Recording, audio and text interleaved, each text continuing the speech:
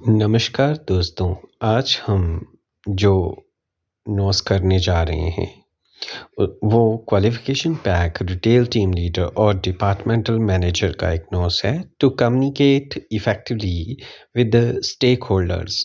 इसमें total 3 elements हैं। आज हम एलिमेंट 1 करेंगे सिर्फ। एक मेरे चैनल का नाम है एकेएम मैनेजमेंट क्लासेस। अगर आपको मेरी ये वीडियो पसंद आए तो प्लीज़ मेरे चैनल एकेएम मैनेजमेंट क्लासेस को लाइक, शेयर एंड सब्सक्राइब करें। नाउ स्टार्ट करते हैं नॉस, जो कि qualification pack retail team leader और डिपार्टमेंटल मैनेजर के अंदर है। To communicate effectively with the stakeholder, element 1। इसमें टोटल 3 एलिमेंट्स हैं। फर्स्ट एलिमेंट है handle business communication mediums effectively. Element 2, communicate effectively with stakeholders and customers. Element 3, that is develop and sustain effective working relationship with stakeholders.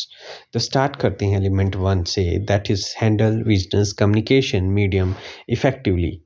So इसमें different नॉसेस हैं। वो नॉसेस हैं, नोसिस को पढ़ने से पहले हम मीनिंग समझ लेते हैं कि स्टेक होल्डर्स क्या होते हैं। सो स्टेक होल्डर्स जो हैं हमारे पास जनरली होते हैं अलग अलग तरह के। सबसे पहले हम इंटरनल स्टेक होल्डर्स की बात करेंगे। इंटरनल स्टेक होल्डर्स में हमारे पास सबसे पहले है अदर डिपार्टमेंट्स। सो डिपार्टमेंट्स एक होता है पर्टिकुलरली एक डिपार्टमेंट। सो जो भी डिपार्टमेंट्स हैं किसी भी ऑर्गेनाइजेशन के पास, वो उसके स्टेक होल्डर्स हुए। देन स्टेक होल्डर्स होते क्या हैं? डायरेक्टली इनडायरेक्टली ऑर्गेनाइजेशन, किसी भी ऑर्गेनाइजेशन से अटैच्ड होते हैं। जो भी ऑर्गेनाइजेशन या पर्सन अटैच होते हैं उनको हम स्टेक होल्डर्स बोलते हैं। तो अदर डिपार्टमेंट्स हो सकते हैं हमारे। देन हमारे पास एम्प्लॉयज़, किसी भी ऑर्गेनाइजेशन के जो एम्प्लॉयज़ हैं वो इंटरनल स्टेक होल्डर्स हैं, वो इसके लिए काम करते रहते हैं। देन वी हैव ओनर, जो ऑर्गेनाइजेशन का ओनर है वो स्टेक होल्डर हुआ। Then we have another stakeholder, that is managers. जो भी मैनेजर्स हैं ना, चाहे वो किसी भी ऑर्गेनाइजेशन कोई किसी भी लेवल का मैनेजर्स हैं वो। नाउ बात करेंगे external stakeholders. External stakeholders में हमारे पास गवर्नमेंट, क्योंकि हमें गवर्नमेंट के किसी पर्टिकुलर स्टेट या नेशंस के रूल्स रेगुलेशंस फॉलो करने पड़ते हैं। रूल्स रेगुलेशन लॉज फॉलो करने पड़ते हैं। देन सेकंड है सोसाइटी।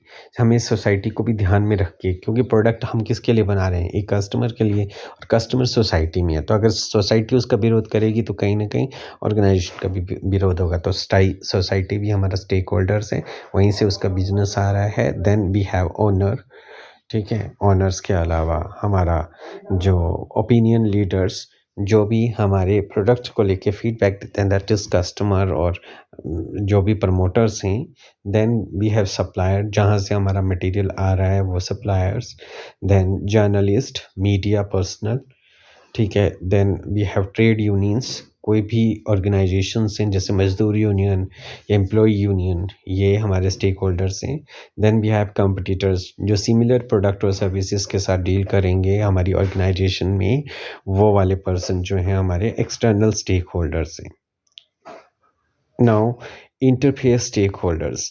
तो अभी तक हमने स्टेक होल्डर्स में इंटरनल स्टेक होल्डर्स और एक्सटर्नल स्टेक होल्डर पढ़े। अब हम पढ़ रहे हैं interface stakeholders. Interface stakeholders वो स्टेक होल्डर्स जो कि दोनों एक्सटर्नली और इंटरनली दोनों तरह से जुड़े हुए हैं किसी भी ऑर्गेनाइजेशन से। सो इसमें है हमारे पास इंटरनल स्टेक होल्डर्स में ओपिनियन लीडर्स, जो कस्टमर्स हैं या प्रमोटर्स हैं हमारे। Then we have client, then we have trade unions, then we have board of directors. So ये क्या है? इंटरफेस हैं, ये एक्सटर्नली भी जुड़े हुए हैं और इंटरनली भी।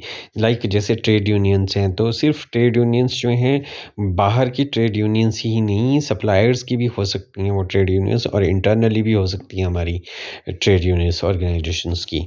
क्लाइंट्स हमारे इंटरनल भी हो सकते हैं और एक्सटर्नल भी हो सकते हैं, ठीक है। सो इस तरह से हमने 3 तरह के स्टेक होल्डर्स किए और अभी ये जाना कि स्टेक होल्डर्स होते हैं जो डायरेक्टली और इनडायरेक्टली ऑर्गेनाइजेशन से जुड़े हुए हैं, उनके ऑब्जेक्टिव गोल्स को इफ़ेक्ट करते हैं डायरेक्टली, इनडायरेक्टली।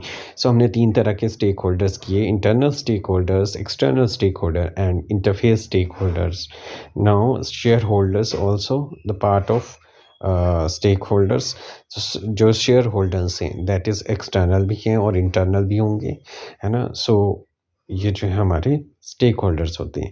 नाउ हम बात करेंगे एलिमेंट 1 की। एलिमेंट 1 है हमारे पास handle business communication medium effectively. So इसमें डिफरेंट परफॉर्मेंस क्राइटेरिया जो हैं हमारे पास वो हैं PC1 है pass on written information only to those people authorized to receive it and within agreeable timescale. PC2 keep the information in written document as required by your organization. Maintain the communication medium in line your organizational procedure.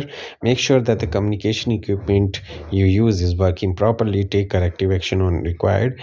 Acknowledgement in communication promptly and clearly using appropriate terminology. Then we have PC6 pass on information to person who require it within agreed time scale. PC7 check to ensure that the information you give is understood by the receiver. PC8 take prompt and effective action when there is difficulty in transmission or reception of information. Now PC1 है हमारे पास pass on written information only to those people authorized to receive it and within agreed time scale. So हमें क्या करना है, जब भी कोई written informations हमें अपने सप्लाई करनी है तो वो जो हैं, जो पर्सन ऑथराइज हैं जिसकी तरफ से हमें कोई रिटन में कम्युनिकेशन हुआ, चाहे ईमेल्स के थ्रू, चाहे हमें फैक्स के थ्रू, चाहे हमें टेलीफोनिकली जो भी इंफॉर्मेशन मांगी गई है, तो जो हमारा ऑथराइज पर्सन है, ऑथराइज पर्सन जिसने वो इंफॉर्मेशन मांगी है और वो हमारा स्टेक होल्डर्स है जिसके रिगार्डिंग वो इंफॉर्मेशन है। अदरवाइज़ किसी को भी पास ऑन नहीं करनी है वो इंफॉर्मेशन। जो पर्सन ऑथराइज है न, जो आपका सुपीरियर है, वो अगर कोई इंफॉर्मेशन मांगता है तो वो उसको ही जानी है चाहिए इंफॉर्मेशन, बाकी किसी को नहीं देनी है अनटिल और अनलेस आपको ये बोला ना गया हो। तो कोई भी आपको जो भी क्वेरीज या कमेंट किसी भी स्टेक होल्डर से आता है तो वो क्या है, उसका रिस्पॉन्ड प्रॉम्प्टली इमीडिएट बेसिस पे करना है और जो टाइम लाइन दी गई है उसके अकॉर्डिंग। बिकॉज हो सकता है कि उनको भी कोई रिपोर्ट्स या जो भी इंफॉर्मेशन है वो कंपाइल करके फर्दर अलग अलग डिपार्टमेंट्स की हो सकती हैं या कंपाइल करके आगे भेजनी हो। सो रिमेंबर, जो ऑथराइज पर्सन है उसी को ही वो जानी चाहिए, किसी और को नहीं इंफॉर्मेशन जानी चाहिए। नाउ PC2 में ये बोल रहा है keep the information in written document as required by the organisation. So हम जानते हैं there are various mode of communication, बहुत मीडिया हैं, रिटन है ना, ओरल है ना, non verbal, verbal, downward, upward, है ना, बहुत सारे मोड्स हैं कम्युनिकेशन के। हॉरिजॉन्टल वे में है ना, ग्रे पॉइंट है ना, नेटवर्क है ना, सो बड़े सारी इंफॉर्मेशन है। सो जो भी इंफॉर्मेशन आप फ्लोट कर रहे हैं जो कि एक्चुअल में रिक्वायर्ड है फ्यूचर रेफरेंस के लिए, वो हमें रिटन फॉर्म में ज़रूर डॉक्यूमेंटेड फॉर्म में रखनी है। बिकॉज हो सकता है कि फ्यूचर में उसकी ज़रूरत पड़े, है ना। मैं इसका एग्जांपल लेता हूँ, जैसे डिटेल में हमें हर डे की मान लो कि एक रिपोर्ट जो है एक ऑथराइज पर्सन को जानी है कि वीकली कितनी सेल हुई किसी प्रोडक्ट की। तो अगर हम जो है इसको ऑर्डरली रखेंगे याद, तो ये बहुत डिफ़िकल्ट है अलग अलग प्रोडक्ट की। तो हम रिटर्न में ये डेली रिकॉर्ड करते रहते हैं सो दैट कि हम ट्रैक कर सकें कि वीकली बेसिस पे उस पर्टिकुलर प्रोडक्ट की कितनी सेल हुई है। तो जो चीज़ हमें रिटन फॉर्म में चाहिए फ्यूचर रेफरेंस के लिए, वो हम रिटन में ज़रूर रखेंगे जैसा कि ऑर्गेनाइजेशन ने बोला हुआ है। सो वो कोई पर्टिकुलर फॉर्मेट्स में हो सकती हैं या किसी भी तरीके से हो सकती हैं वो इंफॉर्मेशंस। नाउ PC3 में maintain the communication medium in line with your instruction and organisation procedure. So जो भी आप कम्युनिकेशन मीडिया एक ऑर्गेनाइजेशन में इंफॉर्मेशन फ्लो के लिए यूज़ करेंगे, वो ध्यान रहे कि इन लाइन होना चाहिए। वो एक ऑर्गेनाइजेशन का सेट प्रोसीजर होना चाहिए कि किस तरह से इंफॉर्मेशन जो है फ्लो होगी। जनरली प्रोटोकॉल्स को फॉलो किया जाता है, जैसे सीनियर मैनेजर को जानी है इन्फॉर्मेशन और किसको जानी है, तो पहले जो है जैसे ईमेल्स में या जो प्रेफ़रेंस है वो सीनियर मैनेजर्स को रखा जाता है, फिर उससे junior. So as per protocol इसको फॉलो करना होता है, ठीक है? और ये ऑर्गेनाइज़ेशन का जो भी प्रोसीजर है कम्युनिकेट करने का, है ना? कि बाय ईमेल्स और बाय टेलीफ़ोनिकली और जो भी तरीका है उसके थ्रू ही होनी चाहिए। Now, one should follow the instructions and procedures of the organization to flow of information के लिए. So, VC4 है, make sure the communication equipment you use is working properly, take corrective action as required. So, जो भी आप communication equipment use करते हैं, like आप PC, desktop, computers, है ना, किसी भी तरह का, चाहे लैपटॉप है, चाहे फैक्स है, चाहे टेलीफोन्स हैं, है ना, जो भी कम्युनिकेशन का इक्विपमेंट यूज़ कर रहे हैं वो चेक कर लेना है। माइक है ना, स्मार्टफोन्स हैं, तो चेक कर लेना कि वो प्रॉपर वे से वर्किंग करता हो, कोई ऑब्स्टेकल क्रिएट ना करे, क्योंकि कई टाइमलाइन के हिसाब से कोई इन्फॉर्मेशन देनी होती है कि विद इन 2 आवर्स और 1 आवर्स और हाफ एन आवर और 15 मिनट्स आपको इन्फॉर्मेशन पास ऑन करनी होती हैं। सो अगर ये प्रॉपर वे से वर्क नहीं करेंगी तो आप इन्फॉर्मेशन टाइमली बेसिस पे नहीं फ्लोट कर पाओगे। जब टाइमली बेसिस से ये फ्लोट नहीं होंगी तो कहीं न कहीं प्रॉब्लम क्रिएट हो सकती हैं, है ना? सो किसी भी तरह का ऑब्स्टेकल जो है कम्युनिकेशन में अगर आता है तो उसको रिमूव करने की कोशिश करनी है ना? करेक्टिव एक्शन, फॉर एग्ज़ाम्पल जैसे पीसी चलना बंद हो गया, उसकी विंड हो गई है, तो कोई अल्टरनेटिव सॉल्यूशंस निकाल लेना चाहिए, या जो क्लाइंट है, जो स्टेक होल्डर है, आप उससे कम्युनिकेट कर रहे हैं तो उसको टेलीफोनिकली आप या दूसरे मीडिया से इन्फॉर्म करने की कोशिश करो और अपना प्रॉब्लम्स भी शेयर भी कर सकते हो। Now PC five is acknowledge incoming communication promptly and clearly using appropriate terminology. So आपने जो भी कम्युनिकेशन कर रहे हो, जो भी बोलता है, ये तो ड्यूटी है एक जो वर्कर है, एम्प्लॉइज़ है, कि कोई भी कम्युनिकेशन आपके पास आती है तो उसका आंसर टाइमली मैनर्स में प्रॉम्प्टली देना ही होता है।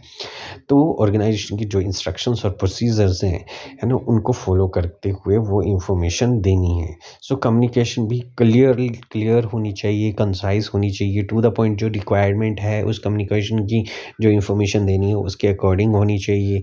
Then there should be no jargon नहीं होने चाहिए, प्रॉपर वर्ड्स होने चाहिए, कोई हार्श या अब्यूसिव लैंग्वेज नहीं होनी चाहिए, प्रॉपर टर्मिनोलॉजी का यूज़ होना चाहिए, प्रॉपर वे से थैंक्स और रिगार्ड लिखा हुआ हो, है ना, प्रॉपर वे से, जैसे अपॉलजी के लिए आई अपॉलोजाइज, है ना, थैंक यू, है ना, इस तरह के वर्ड्स यूज़ करने हैं आपने। जार्गन मतलब कि जार्गन लैंग्वेज मतलब कोई भी ऐसे एम्बिगुअस लैंग्वेज जिसके डुअल मीनिंग निकलते हैं या प्रॉपर मीनिंग क्लियर ना हो, या स्लैंग वर्ड्स का यूज़ नहीं करना है। PC6 pass on information to person who required it within agreeable time scale. So बोलता है ये pass the information to authorized person or who actually need for the data or information as per requirement. तो उसको pass on करनी है, ये duty बनती है। PC7 बोल रहा है check to ensure that the information you give is understood by the receiver. So बोलता है without feedback it would not be possible to evaluate whether the information received through particular media understood or not. ठीक है, जिस media से आपने information भेजी है वो दूसरे को समझ आई है या नहीं है, तो ये फीडबैक के विदाउट पॉसिबल ही नहीं है।